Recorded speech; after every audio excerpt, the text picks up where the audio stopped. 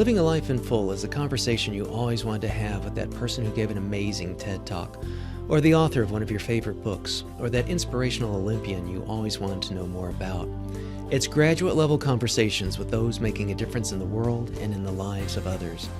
This show brings you new ideas and approaches so that you can live a life in full. I'm your host, Dr. Chris Stout, and I hope you enjoy this episode.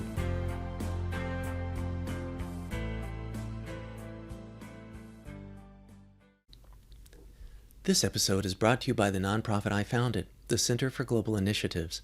The Center is an all-volunteer organization, so there are no salaries, and thus all tax-deductible donations can go to the work. While our key country partner is in Tanzania, our work is global and generally focused in the areas of education and healthcare. We also help others to get their nonprofits started or augment others' project-based initiatives. It's our goal to open-source humanitarian intervention and to help make it easier for others to do more good in the world. We are proud to have been ranked a great nonprofit every year since 2011 and to have achieved a platinum-level rating by GuideStar. Links in this episode's show notes will take you to published articles on our outcomes, a number of helpful tools, and downloadable resources, which are all free, always. Please visit us at centerforglobalinitiatives.org and be sure to watch our video at patreon.com/Dr. Chris Stout to learn more. Thanks. Welcome to another episode of Living a Life in Full. I'm your host, Dr. Chris Stout.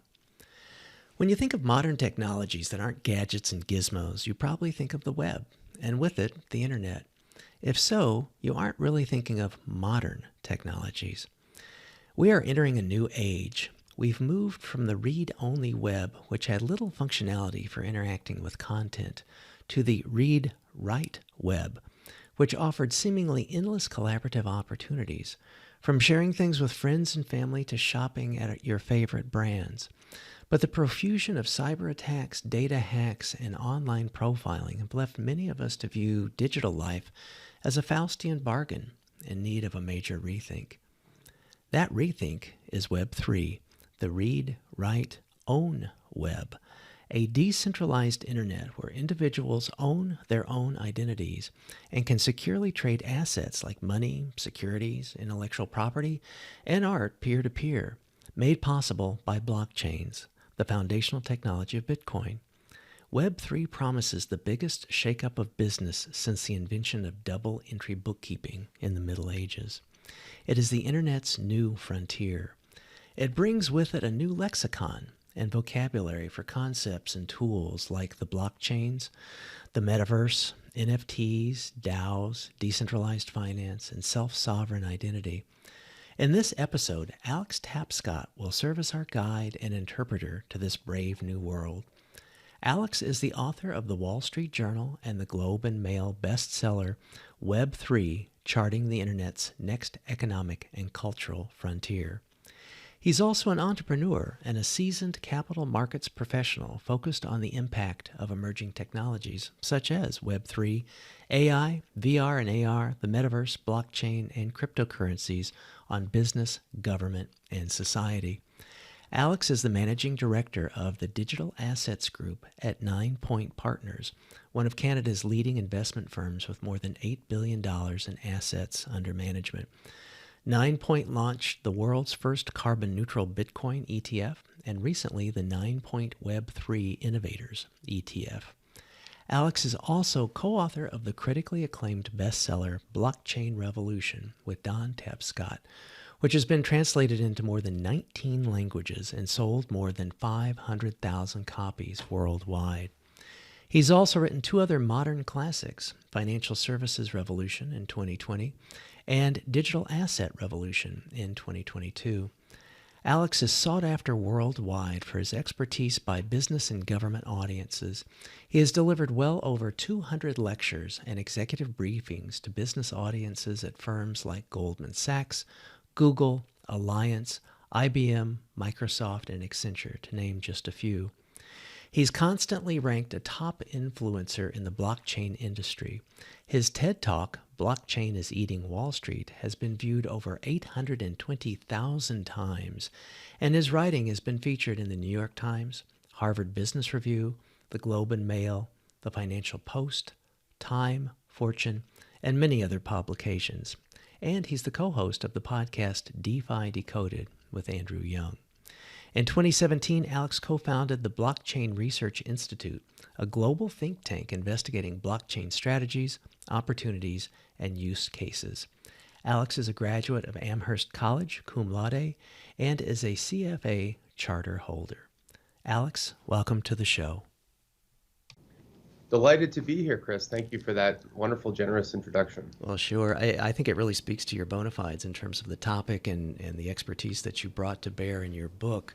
I know your father, Don, who first and very fittingly cyber introduced us. Maybe you could start off with a little background of a bit of your family history between those years and now. Certainly. Well, it was never a dull moment at the dinner table when I was a kid growing up. I can imagine. We didn't talk about the weather. Where to begin? So I was born in Toronto, Canada, born and raised. And as you mentioned, I went to university in the U.S. at Amherst College. And after graduating from Amherst with a degree in what is unique to Amherst, it's called law, jurisprudence, and social thought. You can think of it sort of as a hybrid between political science, pre-law, and philosophy. I naturally took that degree and entered the world of investment banking, even though I didn't know an asset from a hole in the ground, as they say. But I thought that could be an interesting, thing to do. And this, I'll add, was September of 2008, which many will recall was a bumpy period in the global economy. So I was grateful for any job and any opportunity to start a career somewhere. Mm-hmm. And actually, I took to it. I loved the business. And eventually I moved into a capital markets role where my job was to really to provide investment advice and ideas to institutional investors. So rather than individual people, these would be, pension funds, hedge funds, mutual funds, managers running in collectively billions and billions of dollars. And it was actually while I was in that role that I first learned about this new thing called Bitcoin. And this was well before the word blockchain and certainly the word Web3 entered the vernacular. There was this one asset, and a lot of people were frankly confused about it, and some were curious. And I sort of fell into both camps. I was both confused and curious. Sure. I wanted to understand what it was, how it worked, and what role, if any, it had in the financial markets where I was working. We at the time we're starting to get some interest from certain companies in the space that were looking to us to maybe raise money for them and provide advice on mergers and acquisitions and so forth. And we didn't really have anyone in the firm who knew anything about it. So after reading the white paper and a few blog posts, I basically became the resident expert on all things Bitcoin because no one had really done anything else up to this point. Right. And it was actually a few months later when I was on a ski trip with my dad in Mont Tremblant in Quebec that he asked me, how's work? What are you looking at? Is there anything new and exciting that you're interested in? And I said, you wouldn't believe it, but I've kind of become the resident Bitcoin person at my firm because there's no one else who really knows anything about it. And I decided to, become a bit more knowledgeable about the subject. And he said, wow, that's really interesting because I'm actually running this big research project at the University of Toronto. You mentioned him in your introduction, just for the benefit of your audience. My dad, Don Tapscott, has written 16 books on the impact of business, impact of technology on business, culture, society, government, and civil society. And so he is someone, including some major bestsellers like Paradigm Shift, Wikinomics, and others. Yeah. And he at the time was running this research project at U of T, the University of Toronto, looking at how technology was enabling new forms of global problem solving. And he wanted to know, or the project was interested in, is Bitcoin one of these new kinds of networks or new kinds of technologies that could maybe address global problems or solve problems that existing technology solutions could not. And it was a very fascinating way of framing the thesis because, for me, I was interested in, hey, this is an asset, it's going up in value. Maybe you can make money on it. But the deeper that I looked into it, the more convinced I became that, Bitcoin was something very different. Bitcoin, for all the hoopla, is really just a digital medium for value. It's a way for two individuals to use the internet as a way to move money peer-to-peer without a middleman. And that hadn't existed, in the decades where the web had scaled and had become so meaningful and impactful. And it wasn't for a lack of trying. Just to go on a bit of a side tangent here, Mark Andreessen says that the fact that the web didn't have a transaction layer was its original sin. And Bill Gates in 1995 said in his major book that every person should have a wallet with a way of spending digital cash. And even Elon Musk's X.com, the original one that predated PayPal, was started off as a digital cash project. So everyone, I think, from an early age, thought, it would be a good idea if it was just as easy to move money over the web as it was to send an email. That's a really good idea, right? And of course, everyone kind of sees that intuitively. But where a lot of these efforts failed was in solving this thing known as the double spend problem.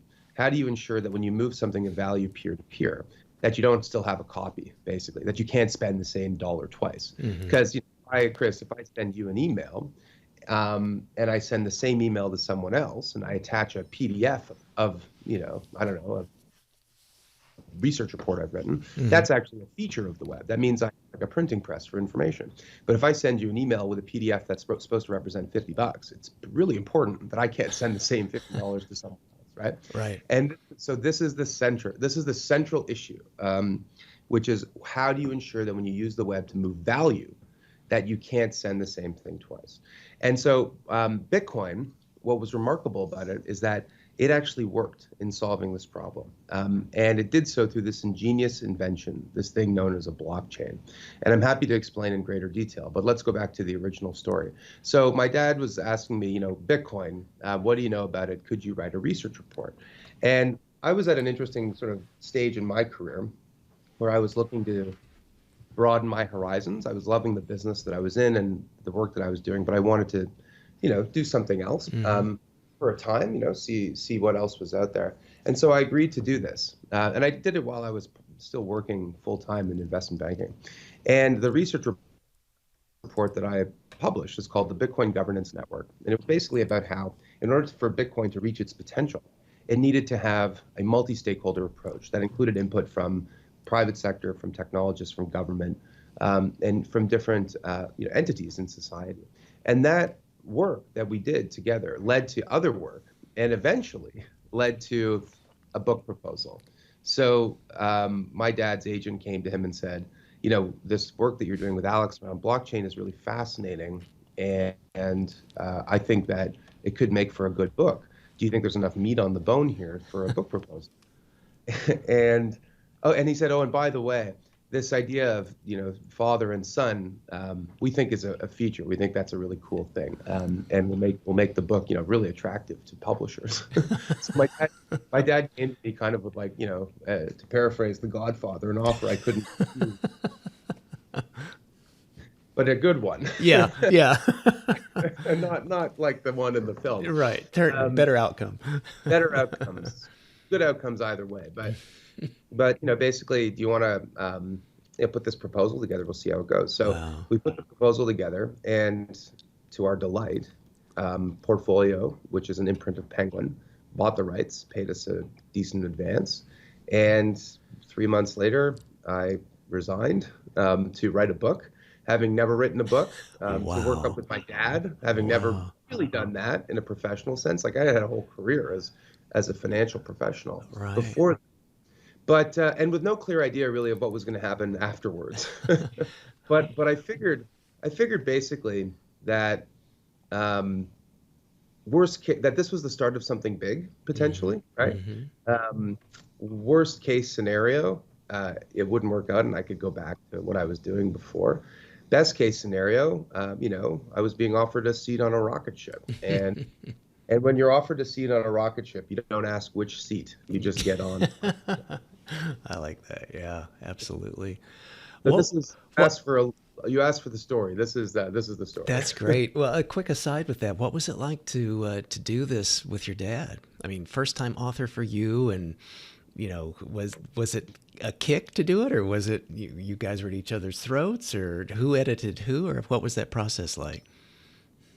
I would say that we both got lucky with the choice of co-author, Uh, and um, and I certainly can say that for myself. I uh, mean, as a first-time author, being able to collaborate with someone who has done it a dozen or more times before so successessly hmm. was the greatest gift I could possibly imagine. And the fact that it was my dad made Yeah, it that much more special. yeah. I would say that we often disagreed on certain things. Hmm.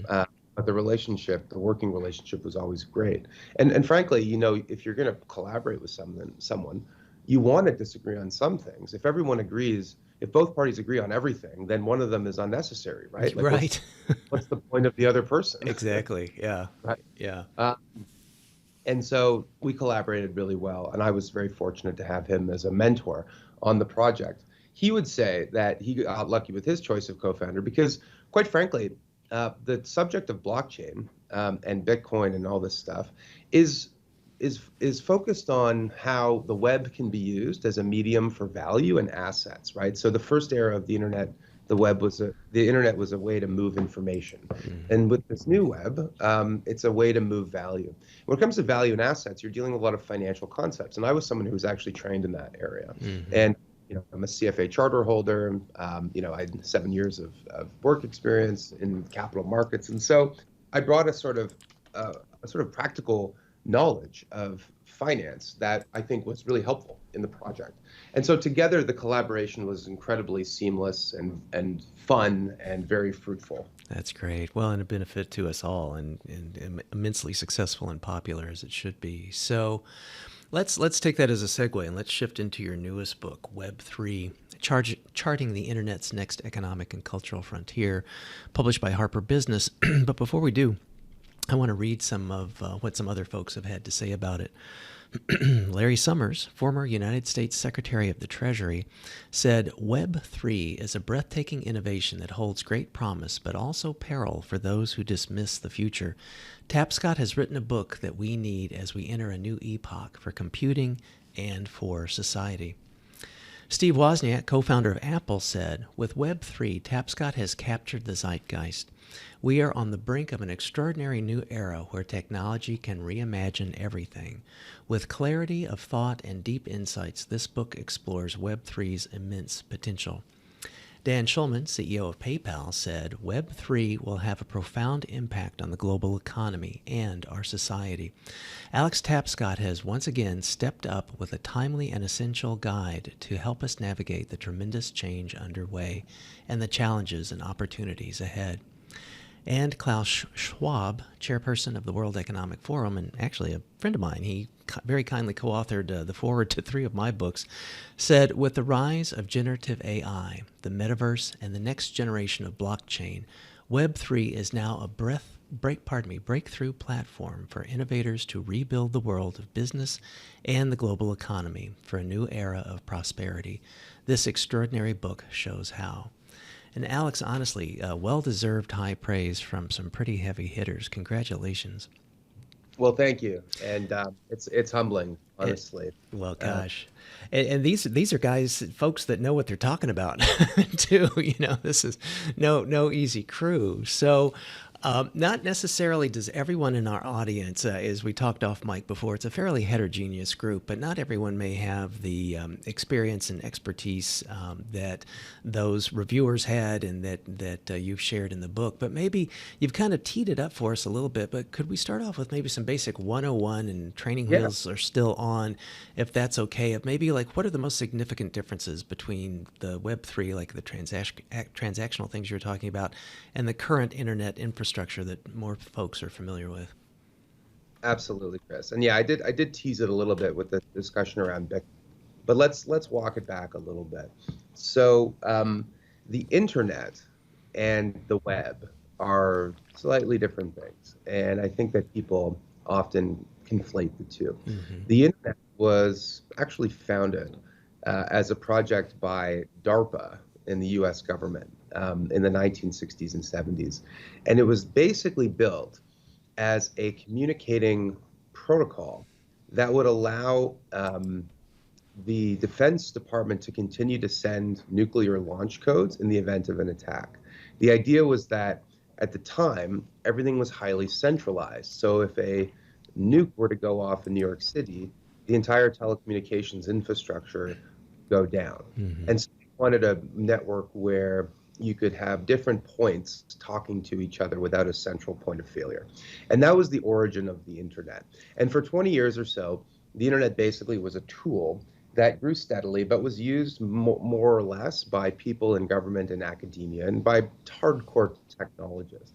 It wasn't until 1989 where a British computer scientist named Tim Berners-Lee created this thing called the World Wide Web.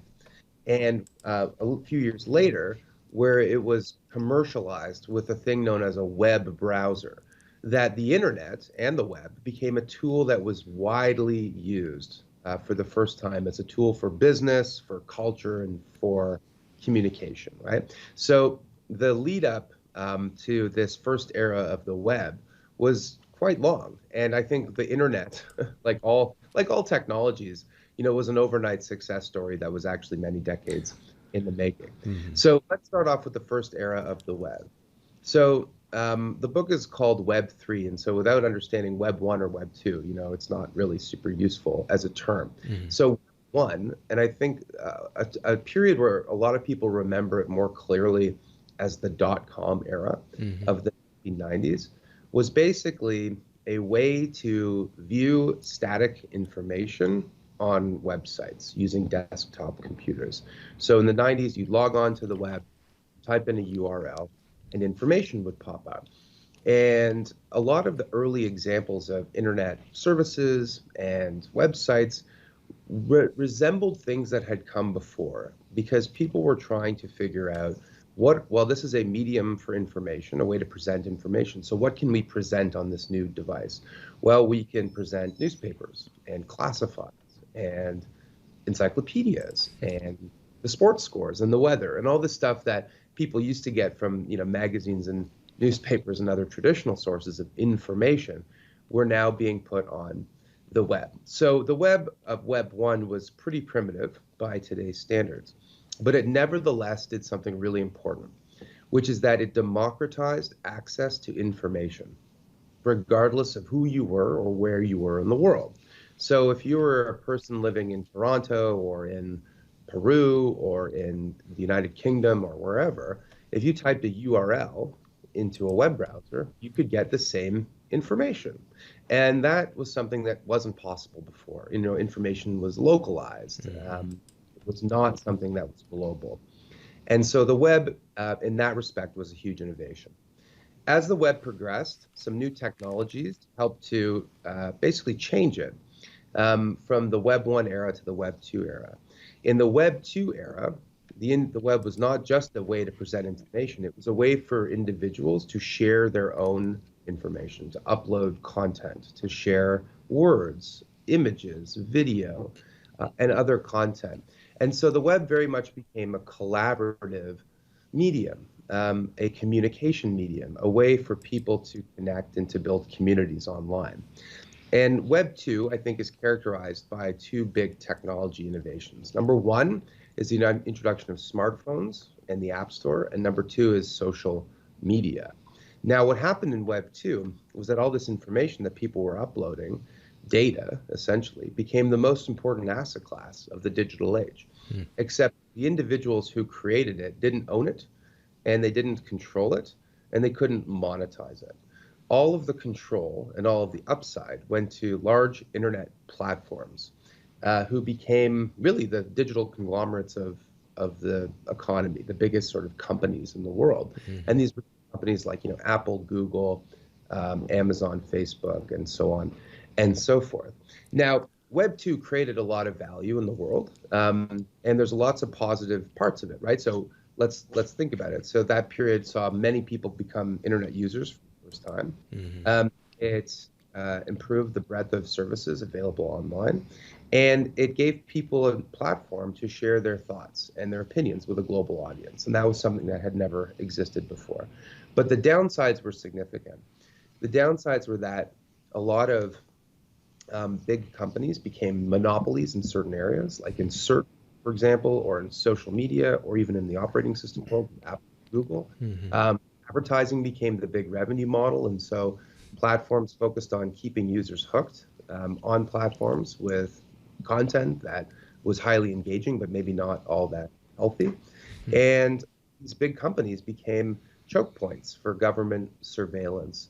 And that's been especially true in places like China. So the centralization of the web into these large digital conglomerates, I think, prevented the internet from reaching its full potential.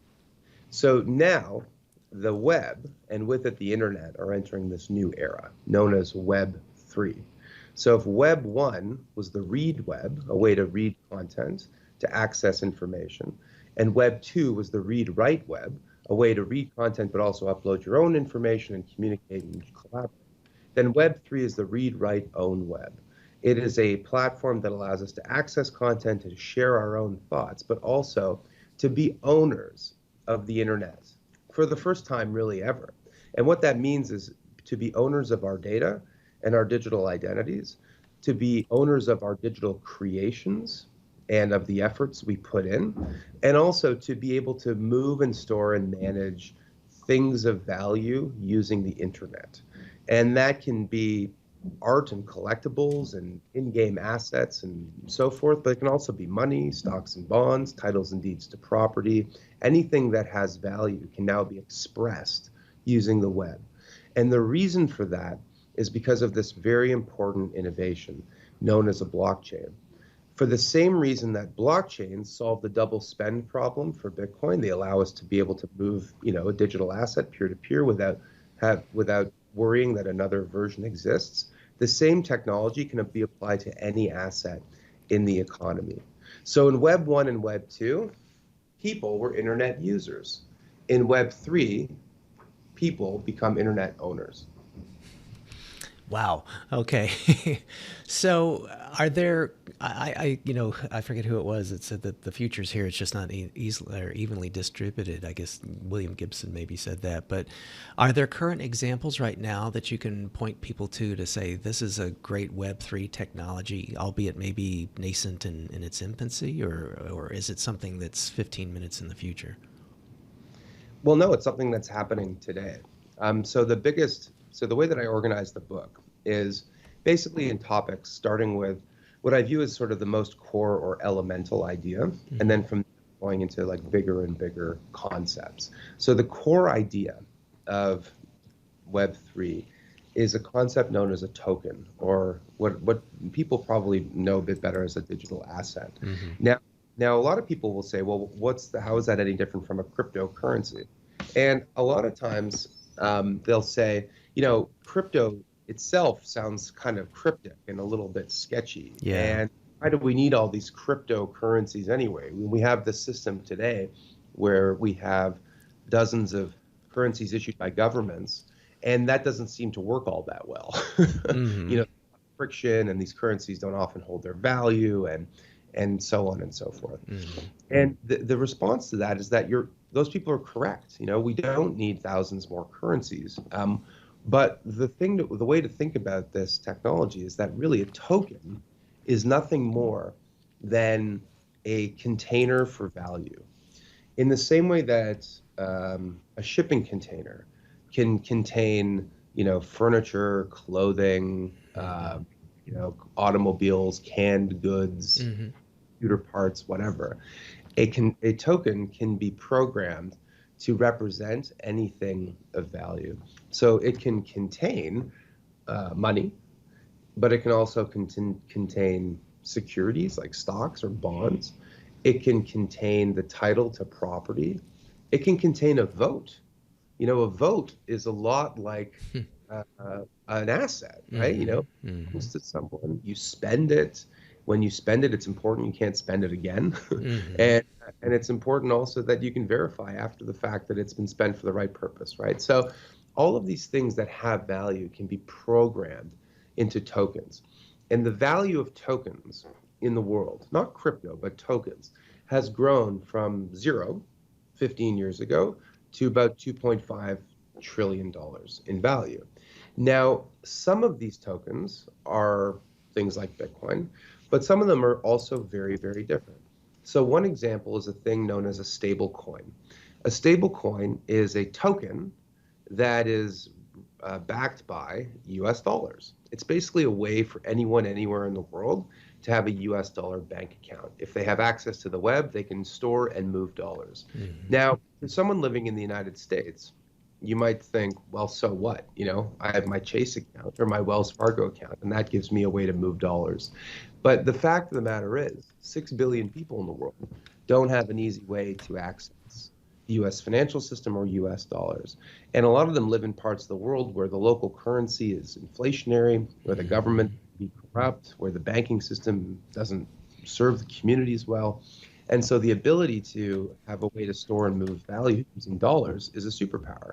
This is an example of a token being used for something other than crypto. And stablecoins today have a value of over $150 billion. And to give you some more context on how meaningful that is, last year, the biggest stablecoins did more transaction volume than the Visa network, for example. Wow. Yeah. And they're being widely used as ways to buy and sell, digital assets, but also increasingly as a way to move and store value using dollars. I mean, I'm someone who, along with many other people, uses stablecoins along with other financial tools as a way to do sort of basic banking. And that's true, I think, for increasingly a large part of the Web3 community. So that's one example. Another example is how tokens are being used for digital art or collectibles. So I think a lot of people on the show maybe have heard about a thing called an NFT. Mm-hmm. NFTs stand for non-fungible tokens. The Web3 community is great at coming up with terrible names for things. But basically, an NFT is a digital good that is completely unique. So unlike, let's say you have a dollar bill and I have a dollar bill. If you give me your dollar bill and I give you my dollar bill, we both still have a dollar, right? Mm-hmm. Those assets are considered fungible. Money is fungible. Stocks are pretty fungible. Art and collectibles are not fungible. If you've got one, let's say you and I are very rich people. You've got one Renoir and I have another Renoir. They both might be very valuable, but they're not the same thing. They're both different, right? Now, that's true for actually most assets in the economy. Your home and my home might be in the same subdivision and might look nearly identical, but they're not the same house and they have different values, right? So most assets in the economy are non-fungible. And NFTs are a token, a container that allows you to express something that is unique using software. Now, today, they're mostly used for art and for collectibles. And what's really interesting to me about NFTs is how they can help creators to earn more from the work that they create. I'll give you a really good example.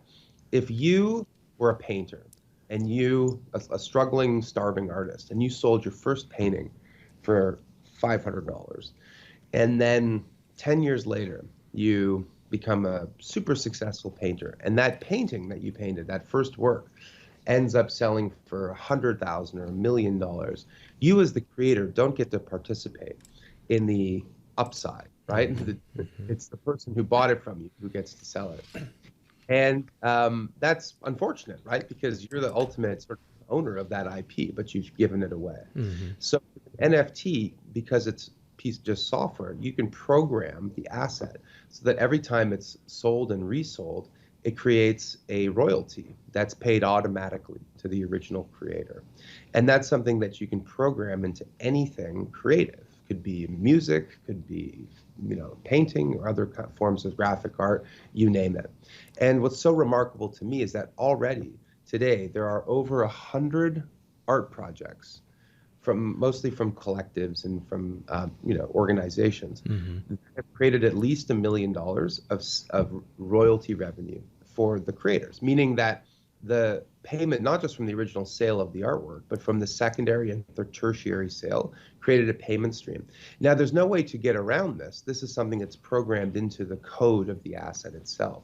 And that's a way to ensure that creators can get paid fairly using this new toolkit. Wow. And that's something that's especially important for graphic designers and visual artists, and especially with the rise of generative AI. The ability for artists to prove the provenance of their work and to ensure that human creators get paid fairly is a very important thing. And this is something we already have examples, hundreds of examples in the Web3 world of this working. You give a very good example of that, of the little boy in the Philippines who is an artist, and how he's been able to take advantage of that, or be beneficial to his life and his situation.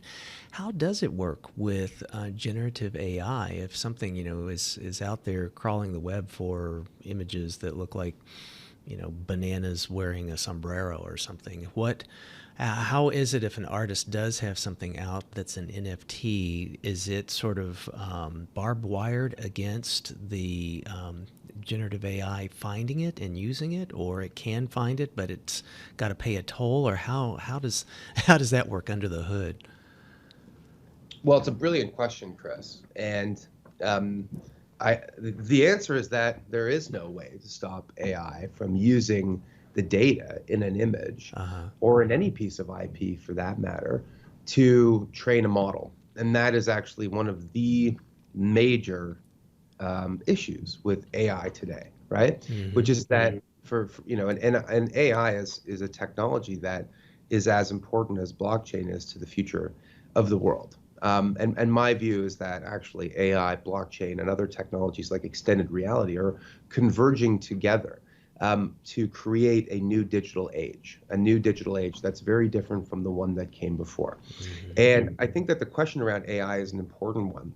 So large language models, like what ChatGPT is trained on by OpenAI, basically scrape the web for all available data, every image, every literary work, tweets, Reddit posts, you name it.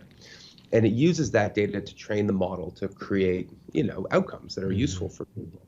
So in my deck that I use from time to time when I'm presenting these ideas, I describe how technologies are overnight success stories many decades in the making. And I talk about AI and the inventor of AI, Alan Turing, who is a computer scientist who also invented the computer and helped to win the war against the Nazis in the 1940s. And there's only one photo of Alan Turing on the web that's under a Creative Commons license, meaning it's free use, right? So if I'm putting a deck and I want to put an image of him, I want to use this Creative Commons version. And it's a pretty crappy photo. So instead, what I did, and this is more to make a point than anything else, is I went into ChatGPT and I said, create an image of Alan Turing holding an Enigma machine in black and white and make it slightly faded as if it's an old photograph. Wow. And ChatGPT creates this perfect image of Alan Turing, the kind of image that is ideal for my deck. And I don't know what data that was trained in order to create this image. All I know is that it's certainly different from the only free one on the web. So clearly, the ChatGPT has been using every available image of Alan Turing, maybe stuff that's protected under copyright, to create a perfect likeness of him that actually has all these other things that make the image even better, right? Wow. So this is a central challenge of AI, which is that AI is really important, and done correctly, I think can lead to huge gains in productivity and human flourishing and help us to bring about a new and better era. I'm an optimist by nature, so that's just my inclination. Who's used these tools knows that they're very cool and fun and powerful. On the other hand, we can't let them completely destroy the regime that we have in place for protecting creative works and for protecting IP. So something's got to give.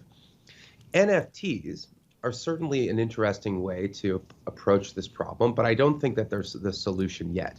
The way that this could work is that every time an AI model uses an image where the image has a clear ownership and provenance, right? Like where there's a creator who this thing or a person who owns this thing, it would create a payment stream that would compensate that person automatically. In the same way that those NFT projects that sell and resell those assets can create a payment stream back to the original creator. But there's nothing stopping the models from just not doing that, right? Like you, I think that if then this is where a lot of the challenge is multifaceted in nature. It's not, technology is not some elixir that can solve all the problems. Like you need to have a regime in place that requires companies to pay creators. And this could be a way to do it really easily and instantly and digitally and seamlessly. So that's where it comes into play, right? But it's not in and of itself the only solution. Yeah. The story of Sevi, the boy in the Philippines. I'd love to share that story as well, but I know you probably have a question. No, I was just going to say, I in this context, it does seem like the interesting parallel of these two technologies, maybe not necessarily growing up simultaneously, but certainly becoming to the general public's awareness sort of simultaneously, and that one may offer a solution, to the problem that the other one caused or something. I think it's just a fascinating kind of thing to noodle on. And I also just want to call out, I do want to get to Sevi's story. I loved, Alex, how you wrote chapter 2 about this AI issue, that you brought in an expert on ChatGPT. So could you mention that and then also get to Sevi's story? Well, admittedly, when I was doing the research for this project, this was not, AI was not something that I was deeply knowledgeable about, though I tried to become knowledgeable over time. But yeah, what I wrote in the book, and I just want to pull it up for a second. I said Web3 is converging with artificial intelligence, and they're combining in important ways. I'm not an expert in AI, so I asked someone trained in this field to explain. So then the expert I brought in goes on to describe how machine learning is a method of teaching computers to learn from data rather than just explicitly programming them.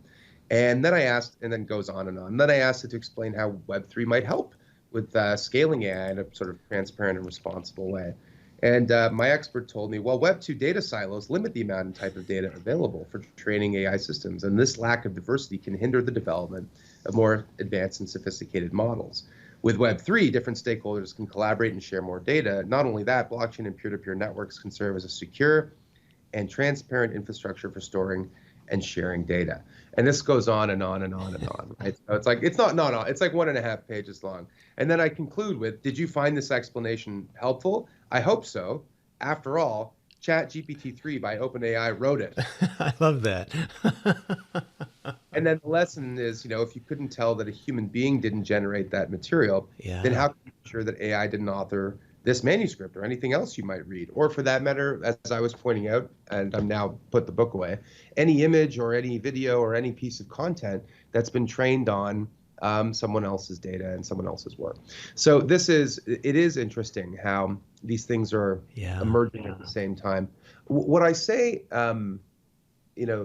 what I've said more recently is, and I've been thinking about this too, is that I actually don't even think of AI and Web3 as intersecting per se. I actually think of it slightly differently, which is that every so often a new technology bursts onto the scene that transforms the economic power grid and changes the old order of human affairs. And the internet is an example of that. Before that, we had the computer and the radio and the telegraph and so forth. And what's really unique about the current moment, to your point, Chris, is that there's not one technology, but several, maybe 3 or 4, all emerging at the same time. And those technologies include blockchains. Blockchains are the first digital medium for value that enable people and businesses to move assets over the web peer-to-peer, and that's massive. AI, which is computing that can think and reason, that's massive. Extended reality, which is turning our web from a 2-dimensional medium we see on smartphones and PCs into a spatial internet that's integrated into our natural world, that's massive. And then you got the rise of connected devices and robotics, devices that are autonomous, that can think, can do transactions, like that is also very, very significant. And this is all happening at the same time. Now, it's not like they all sort of like came out of nowhere. Every one of those things is a technology that has decades of work and R&D that's gone into it. But they're all hitting an inflection point at the same time. And my view basically is that the technologies of this new era are not separate, they're related. And in the same way that, the internet went from describing just a few networking technologies to describing today whole industries and whole business models and companies and technologies and so forth, I actually think the term Web3 is going to become common use as a way to basically capture this sort of next era that we're entering into, where these technologies and the convergence of these technologies playing the central role. Gotcha. Okay, that's good. So, it almost seems, as you're saying this too, I mean, this is just a throwaway, but there's sort of like this odd meta aspect that if, like something created by ChatGPT conceivably could say, well, this is my creation, and now anybody that iterates off that owes me a toll charge, owes me a royalty. It seems like, there's sort of like the hall of mirrors kind of thing. Where does it stop? Is it an infinite kind of thing? Is it an issue of I'm an author, I sold a book, someone bought a copy of my book, I get a royalty. If that person then sells it to somebody else, I don't get any piece of that. Sort of like where are the curb stops? Where do these things kind of end? So I don't have any answers. It's not really a question, but it's just sort of an observation. I think these will be fascinating things for us to kind of suss out. And I think the practicality of it, when you bring in economics to it, I think, then people take it very much not being a thought experiment solely, but also, how do we solve this? And one of the things I don't want to get into it right this second, but to put on hold for a second is like, where does regulatory bodies and governments come into this? But I want to get back to our Philippine artist, and if you could share his story. Well, I think that Sevi's story helps to capture how this technology is having an impact in the world, and that makes it worth telling. So in the research for the book, I talked to a lot of founders of big companies and venture capitalists that are, putting millions of dollars to work in this industry.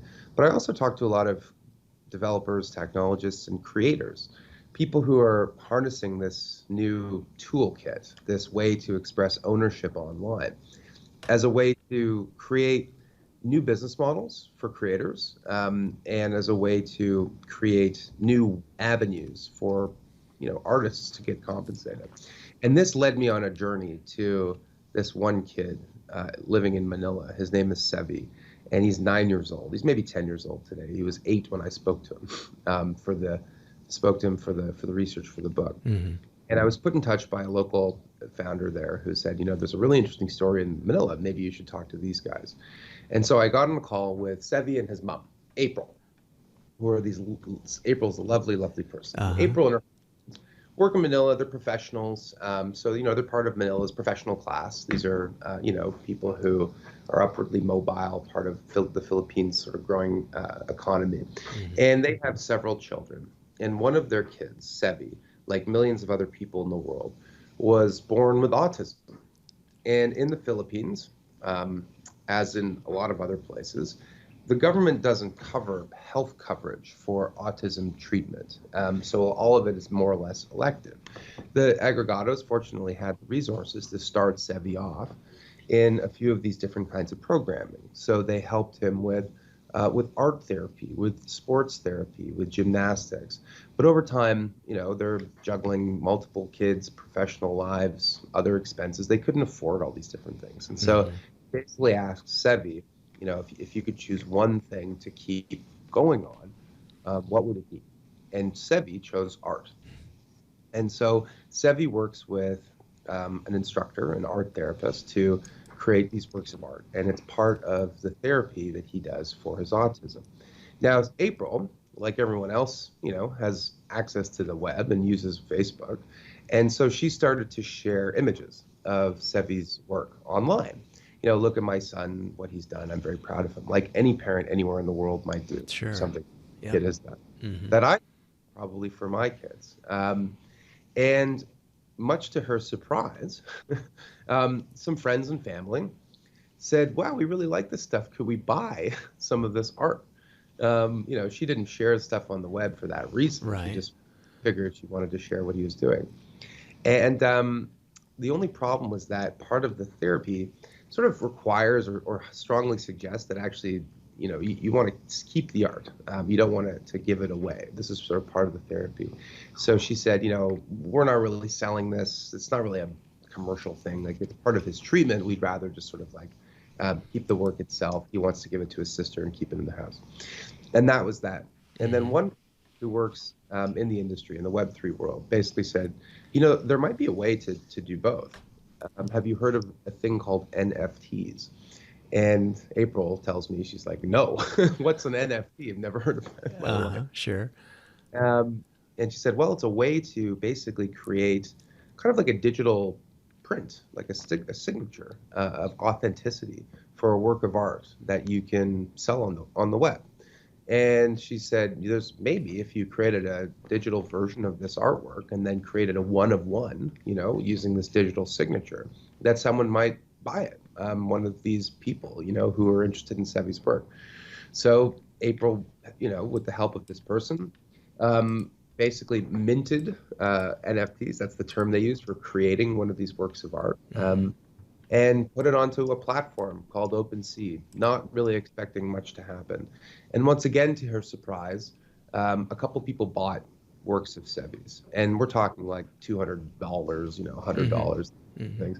And, she's like, she tells this to Sevi and to her husband, and Sevi, are you comfortable with this? And he's just a kid. And he's like, yeah, I don't know, sure, whatever. And so they start putting more of his stuff online. And again, they start to get more and more traction, not just in the local community, but from art collectors and from technology people in the Web3 world. They're like, whoa, this is a cool story. I mean, it's a pretty cool story in the Web3 world that there's this kid who's selling his work and you can support it and own a copy of it for a couple $100s. Like, why wouldn't you do that? And fast forward a few months, and Sevi's sold, a dozen or more of his works. And he's been invited to NFT New York, which is the big art fair, global art fair for NFT, for digital work. And his face and his work is on a 100-foot billboard in Times Square. He's by the CNN local affiliate, the Philippines, and he's, doing interviews. And all of a sudden, like, his work has become something that people want to own. Now, there's a couple of lessons here. The lesson is not every kid who picks up a paintbrush is going to be a commercial artist. That is not the lesson, right? But the lesson is it doesn't matter who you are or where you are in the world. If you're a creator, you can tap into this global marketplace because you have access to this toolkit that didn't exist before, right? So like if the Web 1 version of Sevi's story, if there even is one, is that, he puts an image on the web and people can go to a website and look at it. The Web 2 version is he uploads it to a platform like Facebook. People can comment, they can share it, they can communicate, they can provide their thoughts, whatever. But he can't commercialize it. Maybe he can market it or build an audience, but it's not a means for creating payments or transactions. Now with Web3, you've got this way to create a asset of the creation and to be able to sell it to a global audience. And what that tells me is that any creator anywhere in the world can do this. Thomas Friedman once said that the world is flat, right? There was a book, The World is Flat. And I think what he meant by that, what he did mean by that in the book is that the forces of globalization, the spread of capitalism and technology and so forth, are flattening the playing field, leveling the playing field, making it easier for people to compete, for businesses in other countries to form, and so on. And I've always thought that was sort of aspirational more than anything else. And, I think today that the world is still a deeply unequal place. And I'm not suggesting that technology alone can solve big problems in the world. But if it's true that the spread of technology makes the world flatter, then I think Sevi's story demonstrates that, Web3 is going to be a steamroller. It's going to flatten the world in ways that we haven't really anticipated. Because what it does is it gives people a way to move, store, and earn value digitally in a way that was not possible before. And that, I think, more than anything else, could be its greatest impact. Yeah, I agree. And it's also just nice, too. His art gets to stay there at home and be with his sister. So this maybe is a good segue into what you also wrote in the book. You said that you predict that Web3 will be the greatest transformation to financial services since the invention of double entry bookkeeping, as I mentioned in the intro. Can you maybe unpack that a bit for us, and maybe again back to the 101s of like, what's the difference? I'm sure people have heard a lot about fintech. How does fintech differ from DeFi, and can you talk about that? Certainly. So what's remarkable to me about the rise of the first era of the internet, Web 1 and Web 2, is how little impact it had on financial services. I mean, there are industries that are unrecognizable today to how they looked before the rise of the web. The magazine or the TV business, for example, or the newspaper business, right? Mm-hmm. These industries have been utterly reorganized, reconfigured by the web. You know what hasn't? Banking. Banks today look pretty similar to what they did 30 years ago. Sure, you can, log on to your banking using the web or, maybe some mobile application. But fundamentally, the underlying technology, the business model, and the structure of the industry are identical to what it was 30 years ago. Now, people will say, well, what about fintech? There's been lots of innovation in financial services, hasn't there? I mean, look at companies like PayPal and Stripe and Robinhood and, buy now, pay later companies and credit cards and MasterCard and all this stuff. And my answer to that is, yeah, that's interesting to be sure. And I think it's made financial services a little easier to access, a little less cumbersome. I don't have to go into a branch, I can use the web. Mm-hmm. But fundamentally, most of that innovation is just digital wallpaper. It is effectively a fresh coat of paint, a new sort of shiny surface for an old industry that hasn't changed in a long, long, long time. And that's fine, having a way to access things a little more easily is good. But if the underlying architecture of the house, if we want to extend the metaphor, is old and creaking and leaking and, falling apart, then that's a problem. Mm-hmm. So what's interesting to me about the rise of blockchains and Web3 is that for the first time in human history, we have a way for two people to transact and do business peer-to-peer on the web without an intermediary.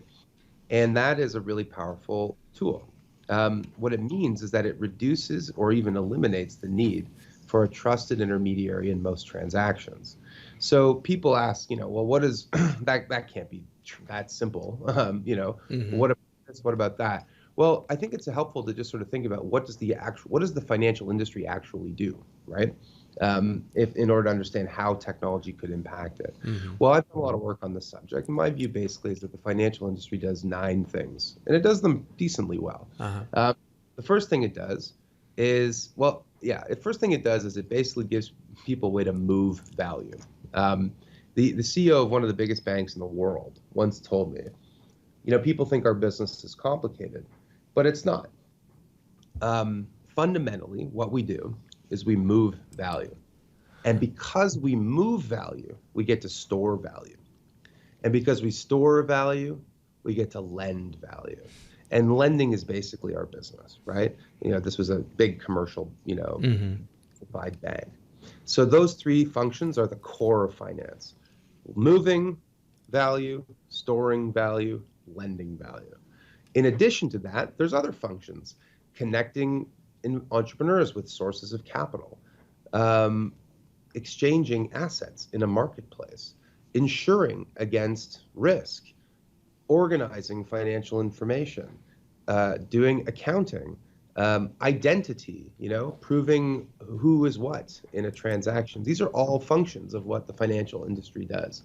And my view is that in the same way that the web, the first era of the web, replaced many information industries with software, blockchains and the rise of Web3 will replace value-based industries like finance with software.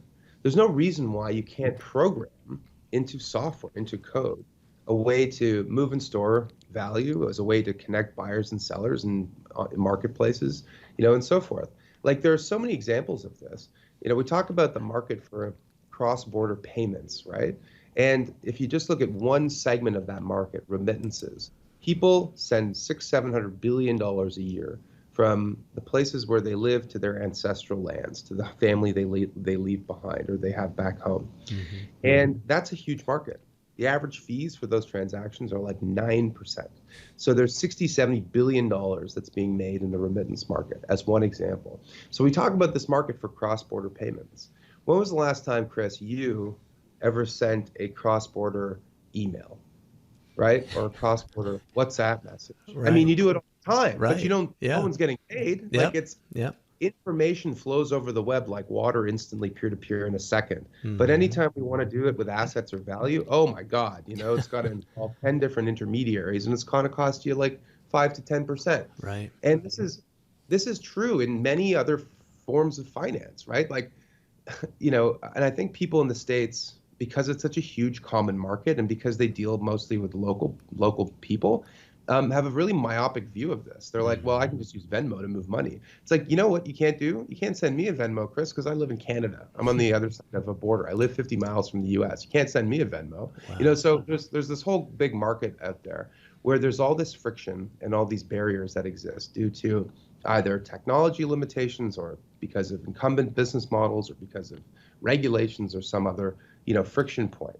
And what DeFi enables, decentralized finance, which is a word that sort of describes the idea of using software to do finance, is the ability to just kind of like push all that aside and allow people to connect peer-to-peer. So just some examples. Within finance, one of the big functions of finance is lending money, right?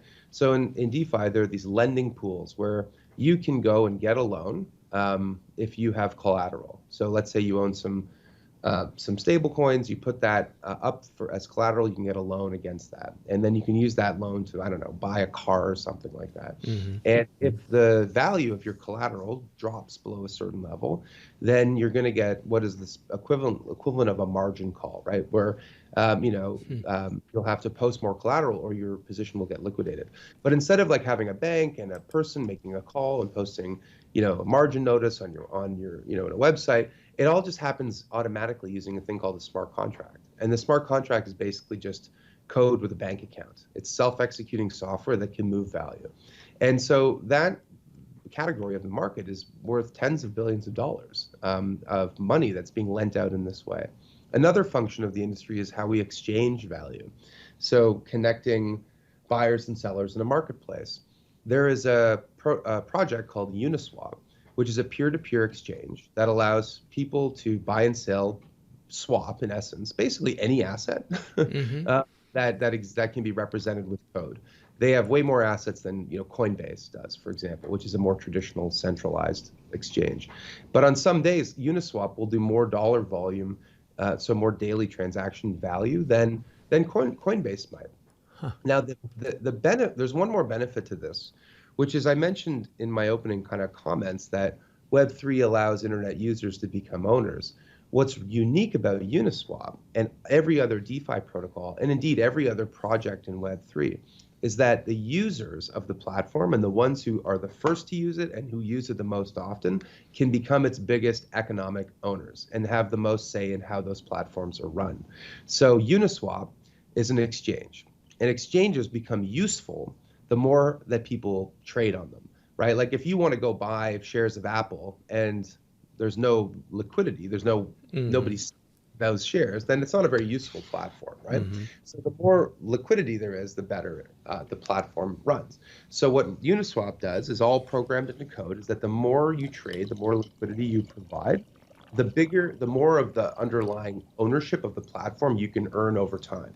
So Uniswap is the biggest platform in Web3, but it's also entirely owned by its users. It is a user-owned network. And I haven't looked at it in the last couple of days, but I can just look at it right now. The value of this platform that is owned by its users is $11.2 billion in size. Wow. So this is a platform that anybody could have started to use and earned a share and uses today as this highly, productive platform. Wow. So my point is only that, of those 9 functions in finance, every single one of those, there's a dozen Web3 projects that's trying to shake the windows and rattle the walls. How would it work? Like here's a personal use case situation. So I have a nonprofit that I run in the US, and I have a key partner in Tanzania. And one of the things we do is fundraise and whatnot here to be able to support a couple of hospitals and children's kindergarten. So I'll send funds over in US dollars that then get converted into Tanzanian shillings, and I pay, as you mentioned, an exorbitant fee to be able to do that. The only odd thing to me, it seems, is that it does seem to happen quickly, which is nice. I mean, used to I would kind of wait a week, and now I can kind of get a ping back from JP Morgan and say that yes, it's gone through and blah blah. But how would I go about myself here in the States and my colleague in Tanzania to set up something like that where there's going to be an automatic conversion of dollars to shillings? There's going to be this, again, very rapid, I presume, but also less friction and less cost associated with that. How would someone, because you do say, I'm going to skip to the end of the book just real quick to make this point, you do recommend that we as users and readers of this book, go out and try and start to do these kinds of things. So how would I, in that use case, how would I or someone similar in this situation go about doing something like that today? Well, there's several steps you could take. So number one, if you're raising money for a not-for-profit, one of the things you can do is raise money using digital assets, using tokens, right? Mm-hmm. So a wallet address, that's the wallet address for the organization, and anyone can send you money. There's a lot of great examples of this. When the Ukraine war began in 2022, there was this organization set up called Ukraine DAO. Then DAO stands for Decentralized Autonomous Organization. Basically, it's sort of like an internet-based organization that has a token instead of equity as ownership. And this organization was able to raise millions of dollars from donations made in every single possible asset you can possibly imagine. So people were sending, US dollars in the form of stable coins. They were sending Ether, Bitcoin, all these different kinds of assets, and they raised millions of dollars. Now, what they found was that it was easier for people all around the world to donate easily to this charity. They couldn't actually set up banking in the US because a lot of the funds were going to the Ukrainian military, and basically like the local payment gateway in the US said, we can't be launching a not-for-profit to buy weaponry. Right, yeah. So there's a different story there about rules and regulations and so forth. But basically, it was sort of a permissionless way to raise money from anyone to support a good cause. And they were able to raise a lot of money. They also found that on the ground in Ukraine, the military itself preferred to get paid in digital assets and tokens rather than dollars, because they were worried that if they put money in a bank and the Russian tanks roll in, then the enemy can sort of take the money, right? Yep. So that was an example of raising money. Now that's something you could do. Another thing though is using this as a payment tool to just get money to and from people around the world. So what you've described, there's 2 issues here. Number one is the on-ramp and then the off-ramp into this ecosystem. So if your goal, let's say you raised money from someone using US dollar, USDC, which is a stable coin. So let's just say, for example, me. So I want to give $1,000 for charity. I could send this to your wallet address. You'd have something that's equivalent to dollars. There would be relatively little friction or cost associated with that. Now you want to get it to Tanzania. No problem. You can send that money directly to Tanzania, and it'll settle in seconds or minutes, and it will cost very little. And that'll all be done on a blockchain. But then the final part of the equation that you described is getting the money from dollars into Tanzanian shillings. And that is still a source of friction. So the way that would work is you'd have to have a local on-ramp, basically a bank or other financial company that would be willing to do an exchange of the stablecoin for Tanzanian shillings. So in some countries in the world, this infrastructure already exists. I'll give you an example. Like in Nigeria, A lot of multinational firms that operate in Nigeria, earning money in the local currency, use stablecoins as a way to repatriate dollars back to their U.S. bank accounts because it's cheaper and faster than using the banking system. But that's because there's a robust on-off ramp in Nigeria. If there isn't one in Tanzania, then that becomes a source of friction, right? Gotcha. So maybe this is an example of how, for so many steps of the chain, there's a Web3 or a digital solution. But ultimately, if you need shillings, especially cash, in a local economy, there's going to be some friction that's associated with Gotcha. that. One thing I will add, just because it's I know we're probably over time, but I've just... No, we're good. No time limits. It's an interesting sort of story that ties into this. I was on a panel in Saudi Arabia, actually, with the economist Nouriel Roubini and the governor of Mr. Doom and Gloom, right? Yes, Mr. Doom and Gloom. Yes. Well, I mean, if you're negative on things for long enough, eventually you're right. Yeah. But anyway, he's got a kind of sort of abrasive public persona, but he's actually a bit of a sweetheart. I bet. Yeah. Anyway, but it was me, him, and the governor of the Bank of Pakistan. And the governor of the Bank of Pakistan was describing why he's concerned about Web3 and about tokens. And he didn't use those words because he wasn't that sophisticated. But he basically said, we are worried about these things because maybe they're used by terrorists as a way to fund crime, which is a concern that's largely unfounded, by the way. Mm-hmm. But he said, but the much bigger reason is something that he's worried about called dollarization.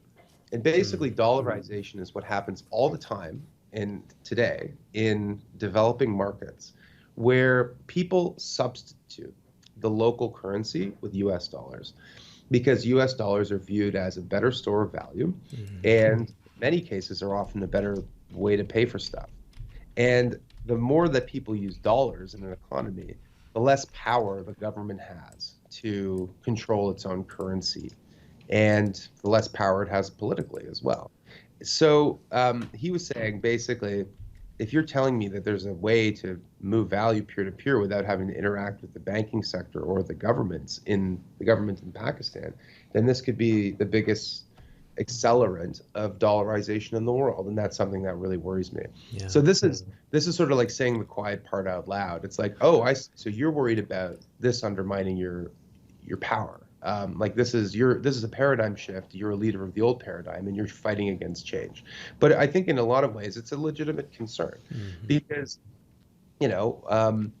these countries are weak politically, and a lot of places are, and their currency is one thing that they can control. So if they lose that, then it could create instability in the world. So this is something that I think about a lot. It's maybe one of the great ironies of the world of Web3, because Web3 began with the first use case for blockchain, which was Bitcoin. Now, anybody who knows anything about Bitcoin will probably think of it as some sort of thing that you can use to move money without a bank, and maybe that sort of stores value better than the dollar, and maybe it weakens the dollar. Like some people think that. I personally don't. Because in fact, the opposite is actually true. What's happened is that the underlying technology of blockchains has several killer apps, but one of the first killer apps has been to export a digital dollar all around the world. And in doing so has actually made the US dollar even more important and more powerful than it was before. So this technology that in a way was designed to disintermediate dollars has actually helped to strengthen. Wow. And that's a reminder in a way of the unintended consequences of technology, but also how darn hard it is to predict stuff, right. Right. Because, you might think one thing, but the opposite ends up happening. Right. Well, and to your point, I think it is like one of those unintended consequences and side effects. And, I from reading your book and other sources too, like thinking about the aspect of nefarious uses of cryptocurrencies, and people, you watch a heist movie or something, and people try to, they're using bearer bonds instead of dollars because they're easier to carry, or they're using diamonds instead of, bricks of cash or something. But I clipped this for our talk today. Last Tuesday's paper, there was a, front page above the fold in the Wall Street Journal about Tether. And Tether being, a stable coin, and according to their article, the most traded cryptocurrency with as much as $120 billion in Tether changing hands a day, which was just kind of, blew me away. It's probably, you're familiar with those kinds of things better than I am, but I just thought, my goodness. But then the thing that kind of caught my eye, because anybody can use anything, to do something nefarious, but that, let's see, where is it? The article talked about that Tether had begun a voluntary policy to freeze digital wallets used to transfer its tokens that were connected to entities under sanction. And my naive brain said, well, how would they know? If there's the certain level of anonymity with these kinds of things, that I would presume would go on in, certain levels. How is that even possible? Can you speak to that? Is that something that you have an awareness of how Tether could do something like that? Absolutely. So Tether is an example of a US dollar stable coin. And in fact, it's the biggest. There are a couple that are quite large, and it is the largest. And it is the most popular stable coin outside of the United States. And there are some concerns about Tether that, maybe it's being used for activities that are hard to regulate because they're happening outside of the regulated market, right? Mm-hmm. It's sort of someone had a briefcase full of cash and handed it from one person to another somewhere in the Middle East. How would you track it? It's a little tricky. Right. So it has that knock against it. But ultimately, the data suggests that crypto assets, including like tokens, including stablecoins, while they are used from time to time for illicit activity, they're used less often than cash. Cash is the ultimate asset for crime because it is actually anonymous. It's a bare asset where, you have it. If I give you money, you have it, and I don't have it.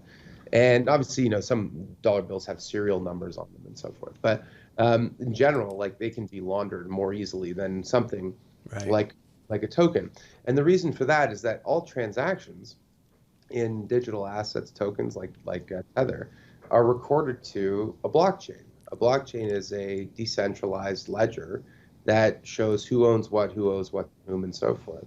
And it's that trusted ledger of transactions that replaces the need for an intermediary, like a bank. Mm-hmm. So anyone can go and see who owns what. Now, what they can't do necessarily, Chris, is know exactly who that person is, unless, of course, the group that's doing all the work is the U.S. Treasury Department or the FBI or the CIA. Because what they do basically is they combine blockchain forensics with conventional intelligence sort of practices and law enforcement practices to narrow down wallet addresses that could potentially belong to sanctions. Okay. On their transaction history based on the size of the things that they own and all the rest of it. Like there's a lot that goes into it. So while blockchains are private and pseudo-anonymous and useful for transactions for law-abiding peoples, for crime they're actually not that useful because they are a record of transactions which, combined with some good intelligence work, can actually help you to identify potential bad actors who are using it. And you don't have to take my word for it. Like, politicians are occasionally saying, well, Hamas uses crypto or something, or the Russian oligarchs are using crypto to move money around sanctions. And oftentimes when the politician says this, the Treasury Department comes out and corrects them and says, while it's true that there are certain instances, our research has found that most often, or the vast majority of time, they prefer to use cash. Like that's the second part of that. It's like, sure, like, yeah, okay. In some instances, people use these as tools as a way to move money around, but they use other conventional tools more frequently. And by the way, like just because a tool is used for something that is illicit or horrible doesn't make the tool in and of itself very like evil, right? Sure. Like it's a lot easier to rob a bank with a getaway car. That doesn't mean General Motors is to blame for bank robbery. Yeah, here, I get it. Like there's so many examples of that. So while I'm not trying to trivialize or downplay this, and I think there are things we can do to reduce the use of technology by criminals. I think it's a thing that's overstated, and also something that ignores the fact that, well, they say exponential times lead to exponential crimes, right? and it's often criminals and ne'er-do-wells who are the first adopters of technology. This is like classic early adopters, right? Yeah, I mean, it's like, what was the first use case for the printing press? People think it was for Martin Luther's 99 Theses, but actually for smutty, like pornographic literature. It's like, bigger market. This is a story. This is a tale as old as time. I digress. That's good. Well, yeah. And maybe this is a good segue then into talking about like how you had written that the United States is in the pole position regulation-wise, and that maybe Singapore's ahead of us, Dubai's ahead of us. In 2022, the White House released a long-awaited executive order on digital assets and Web3. Do you have any comments on that? I do. This is an interesting time for all these technologies to be maturing, because the world is very different today than it was even 20 or 30 years ago. When the web's first frontier was being forged in the 1990s, most of the internet connections and most of the computers and most of the venture capital industry and most of the government R&D and most of the big universities with computer labs were located in the States. And like that's massively oversimplifying things. Like I live in Canada, that was true also in Toronto, maybe in Switzerland and England and a few other places. But the majority of the world didn't have access to these tools. And this time is different. Technology tools, access to capital, talent, and so forth are just much more available to people around the world than they were back then. Now, I mean, look, Silicon Valley is still the epicenter of innovation in business. And that much is obvious just from the data. Like the US produces 15%, of all AI researcher PhDs, but 50% of all of those people live in the United States. So basically that means that like the US remains a beacon. But my point is that that's true, but at the same time, it's also true that this is all happening everywhere all at once. So in a way, like Silicon Valley is no longer the tech Galapagos that it used to be. This place where the special, unique species that was well adapted grew and succeeded. These kinds of species can succeed elsewhere. And I think that means that it's the U.S.'s opportunity to lose in some of these areas. Now, I'm actually I would say that when it comes to most technologies, there seems to be a concern where technology can do no right after a long stretch where people were of the view that technology could do no wrong. And I think that that's manifesting itself in so many different areas. It's manifesting itself in this moral panic over AI. It's manifesting itself in the concerns about blockchains and how they might be used for illicit activity and so forth. It's appearing as well in the discussion, the discourse around technology platforms and the power. Now, some of these concerns are very valid. In fact, the latter one, I think, is a big one. People are now talking about how we should be regulating the usage of computing and social media for kids because of the potential downsides it's having on their brain development. I'm pretty sympathetic to that point of view as a parent of two young children. But the question is, like, do you regulate the technology or do you regulate the use case, right? So even in that case, like regulating a Facebook or TikTok or requiring them to meet certain standards, that's regulating the use case. We're not saying the problem is the web and smartphones itself. So the same can be true for like AI and blockchains. We might say, you know what, if you use a token that has value to pay for drugs or a murder for hire, that's illegal. Like it doesn't matter what tool you're using.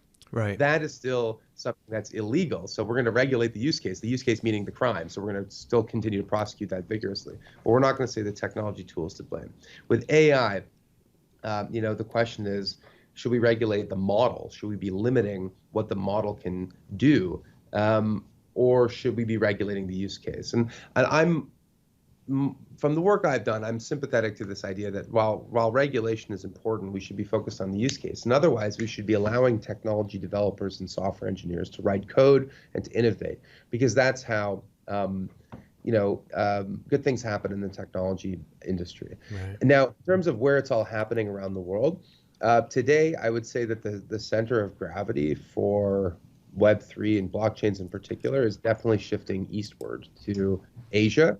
I think that there's a business community and a population that is less entrenched in its beliefs and less beholden to the old way of doing things, and I think is proven to be a lot more dynamic.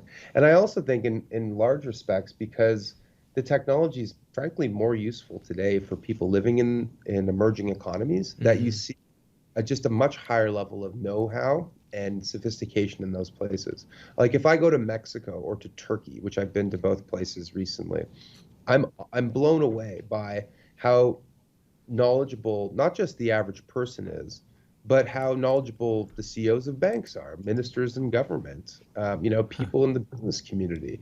They understand on an intuitive level why this is important, and I think that that's something that should cause some concern here in North America, where I think we have become complacent. Yeah. And the only constant in this industry and in the world, in fact, is change. And my view is that the world in 20 years is going to be virtually unrecognizable to the one we have today. And it's everyone's kind of personal choice, opportunity to try and be part of that future. Oh, that's good. Well, maybe that's a good place to wrap up today, Alex. We've covered a lot of territory. Is there anything that we've missed that you would just like to add as we wrap up? Well, don't get me started on any other topic. Okay. I do. We'll have to do a round two. I have a number of other things I'd like to pick your brain on, but this has just been lovely. Well, if your audience enjoyed this, then if I'm back by popular demand. Okay. Great. So what's next for you? Well, I do a lot of different things. So as you pointed out in your intro, I'm a portfolio manager. I run an ETF called the Web3 Innovators Fund, which if people would like to learn more, they can visit the website, ninepoint.com. And I'm also someone who continues to write and talk and try and be influential and change minds and push this whole industry forward. So to that end, this will be after or before people hear this, but in a few days I'm off to Tokyo to keynote a big event, and then to Vancouver, and then Estonia, and it'll just keep going like that. So I get this unique vantage point where I do actually get to see how the world is embracing or not these technologies, and the differences between different countries and nations and industries. I find endlessly fascinating. I think it's very generous of you, with all this kind of exposure, then to take it and make it sort of package it in a way that the rest of us can understand it. I mean, through your books and through your writing and through your talks is just really kind of a gift and a treasure to the rest of us. And Alex, I want to thank you for taking time out of this crazy, hectic calendar that you have to be able to have this conversation. I've really enjoyed it, and I've learned a great deal. Well, thanks, Chris. It's been a real pleasure, and I hope to do it again soon. All right. I look forward to it. Thank you, Alex. Take care.